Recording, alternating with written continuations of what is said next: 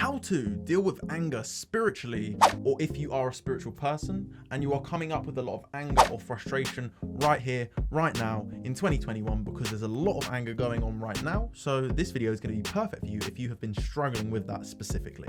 If you're new here, I'm Max and I'm here to help you change your life.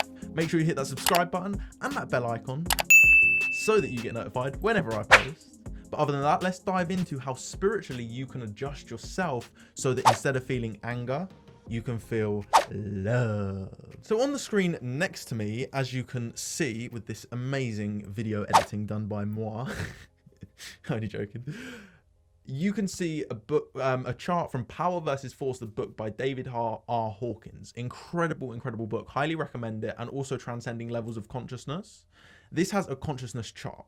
Now, all the way from shame, all the way up to enlightenment, as you can see here. What you will notice is anger actually resonates at about 150, whereas love resonates at 500. So straight away, this goes to prove that if you want to just feel love straight away, but you're at anger, there needs to be a process to get you to love first. You can't just switch from anger to love instantly. You just can't. Now, the only way that I've seen this possible is through plant medicine or very deep transcendental experiences. Now, the way that these deep transcendental experiences happen is through some form of meditation, hypnosis, and in an instant, they have a shift in your mind to change your whole perspective. So this is possible, but you have to have, I would say, a fair enough amount of practice in order to have these moments and these sudden awakening to somewhere of neutrality, willingness, and then eventually acceptance. And acceptance in itself is probably one of the most powerful things you can get to, because it will really help you understand that all is one. So if we have the ability to change something, change it. If we can't physically change it, then we just have to accept it. There's nothing we can do about that. And from a spiritual point of view, acceptance really is accepting that there is good in the world, but there is also bad. And I used to be extremely overly positive, which was toxic, because everything was good. Now, don't get me wrong. I always say, let's find a good in the negative. Let's find a positive in the negative. And I always play a game called the could be worse game. When something bad happens, I always sit and think, it could be worse. I could have no arms and no legs right now. And there's always a could be worse scenario, but that doesn't mean that there's not bad going on.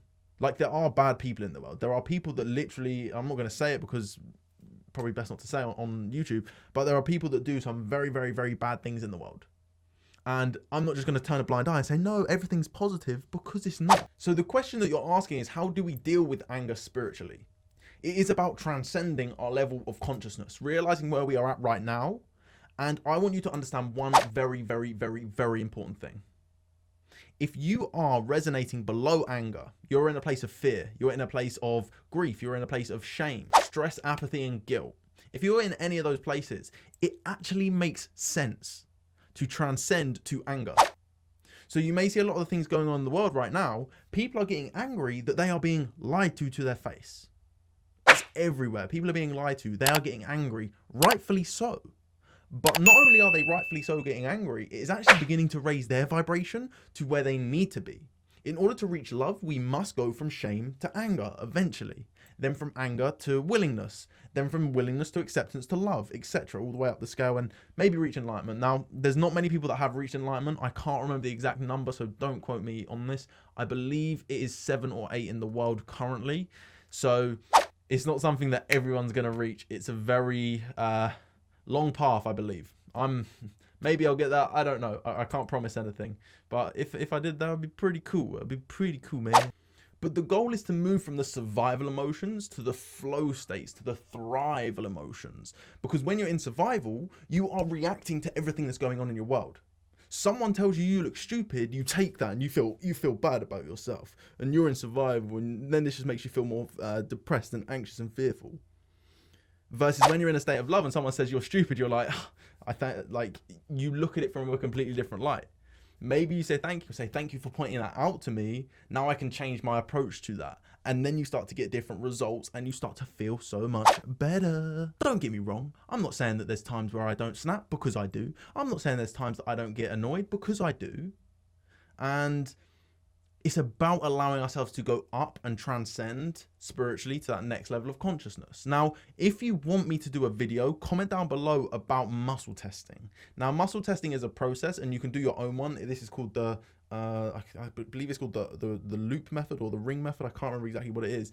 But essentially what you're doing, you're asking yourself yes or no questions, and your muscles know something that your conscious mind does not. So your body is incredibly smart.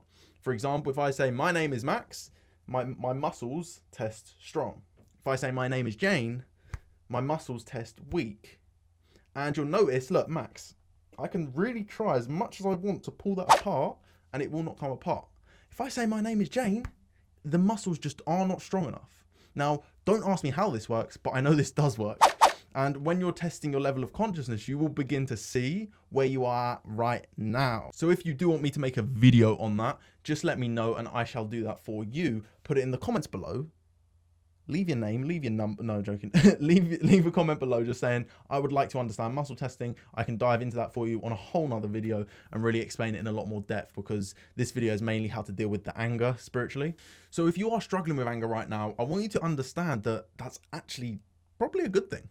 Probably, because you're beginning to raise. So what is the next logical step from anger? We can move to pride, we can move to courage. And the way we do this is really realizing that I'm proud that I'm aware of what's going on in the world right now. I am proud that I am trying to serve people, that I am trying to help people. And it's just slightly shifting how we think, how we act, and how we feel. Because how we think, act, and feel is what creates our personality. And what our personality creates is our personal reality, as Dr. Joe Dispenza says, one of my favorite human beings in the world. Love his stuff. Got his book up here. You watching? Generally just took the Tony Robbins off, because although I love Tony Robbins, two of my favorite humans, Joe Dispenza, he's just... I want to help you guys understand his work, and that's why I'm diving into it and I'm trying to explain a lot of his stuff. You can check out any of my Joe Dispenza videos. There's a playlist of Joe Dispenza videos if you click here. So go and check that. Also, if you are new here, make sure you hit that subscribe button, because if you hit that bell icon, you'll be able to join the community. You'll be able to change your life.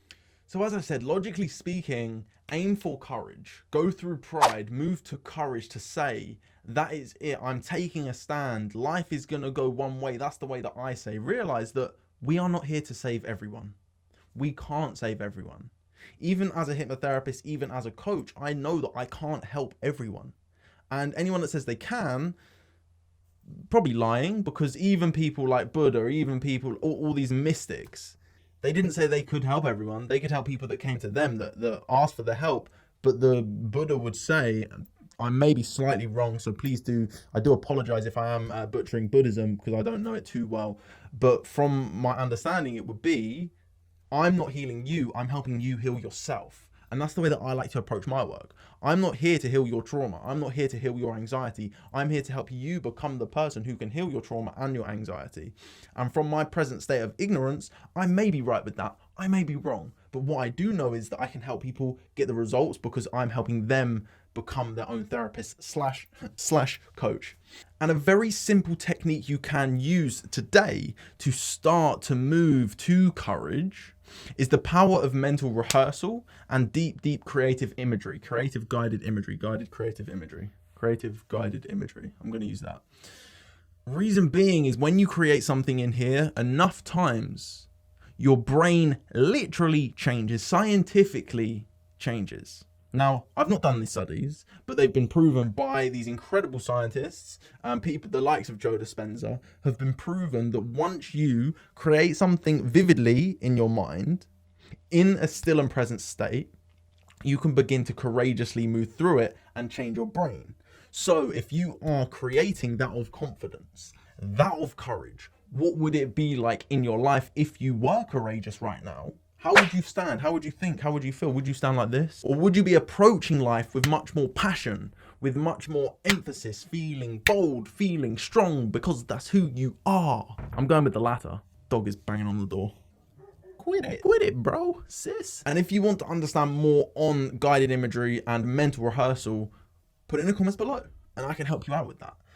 And I can give you a process if you want. I can create guided visualizations. Now, when I work with people, if you choose to work with me and you do want to work with me, click the link down below to schedule a free call with me to understand where you're at, see where you want to be, see where you want to go, and I can help you grow. Because in the sessions that we do, not only do we go into those places, I give you the tools to be able to become your own therapist, essentially, to help you understand self-hypnosis, to help you create such a strong image in here so that it is inevitable.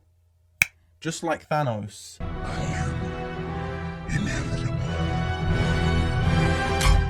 I am inevitable. But I'm actually going to allow you that click because you're not a bad guy or a bad girl. You're a good guy or a good girl. Sound like when I was talking to my dog earlier, good girl. You're here to serve humanity. That's what you want to do. I can tell the reason you're watching this video is because you want to grow. You want to grow out of the pain and into the greatness, which you deserve. So how do you get there? And if you've got good intentions, you won't be like Thanos, and you won't have if you've watched Avengers, you won't have all the gemstones stolen from you. So you will be able to snap your fingers and create reality to how you want it in a positive and empowering way. I'm realizing, as I said, that we can't help anyone that doesn't want to be helped. If someone comes to me and says, can you help my friend? I'll be like, do they want to be helped? No. Okay, then I'm not going to waste mine or their time because it's just not going to be worth it. Because I can help someone stop smoking instantly. I can help someone release anxiety very quickly. I can. I've done it in a week, 2 weeks with some people. But they still need to do the daily things. And that's what I'm helping you prepare for. That's why I love to work with people. So if you don't want to work with me, as I said, just let me know. Either send me a message on Instagram or schedule a call with me. And I hope that really answered the questions of how you can deal with anger spiritually if you are a spiritual person and begin to transcend your level of consciousness above anger to that of courage, and then eventually getting to the place of acceptance. Because I moved into that place where I was a bit angry at everything that was going on, and I did, and I'll be honest with that. When I begin to make the shift, then I started to say, I can't help everyone. Turn the news off, get all that stuff away from you. Do not put that in your level of consciousness. But I can't help everyone. People that don't want to be helped, that is down to them. Unfortunately, it's going to end badly for a lot of people. But you've got to be your first priority. You've got to be your main priority. Because just like the quote says, the cups are empty, you cannot pour. I have a full cup. Therefore, I can drink, I can pour, and I can help if people want me to. I'm not going to pour it in their cup if they don't want it. So with that being said, have an amazing day. Keep spreading love, kindness, and so much positivity.